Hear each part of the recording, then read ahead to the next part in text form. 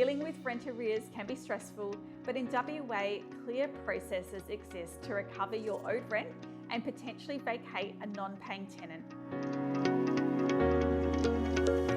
Today, I'm going to break down the options.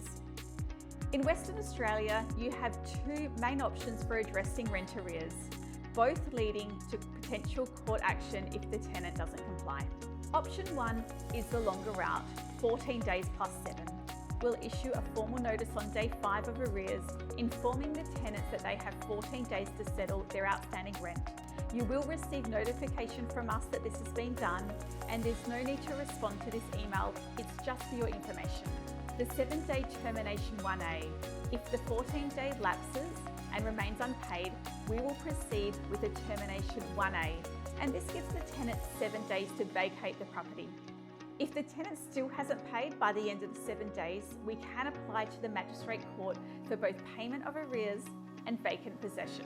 Crucially, even if the tenant pays the day before a court hearing in this option, the court can still grant vacant possession. So option 2 is a faster route, only 7 days. The 7-day termination 1B is directly issued to the tenant on day 5 of rent arrears, requiring the tenant to vacate within 7 days. And similar to option 1, if the tenant doesn't pay the rent by the end of the 7 days, we apply to the Magistrate Court for both payment and vacant possession. The key difference in this option is that if the tenant does pay before the court hearing, the court will dismiss the case and eviction cannot be enforced. While every situation is unique, here are some red flags to consider. Repeated arrears. A single missed payment might be an oversight. Consistent delays are definitely more concerning. Lack of communication. If your tenant isn't communicating to us about the issue, it's a cause for concern.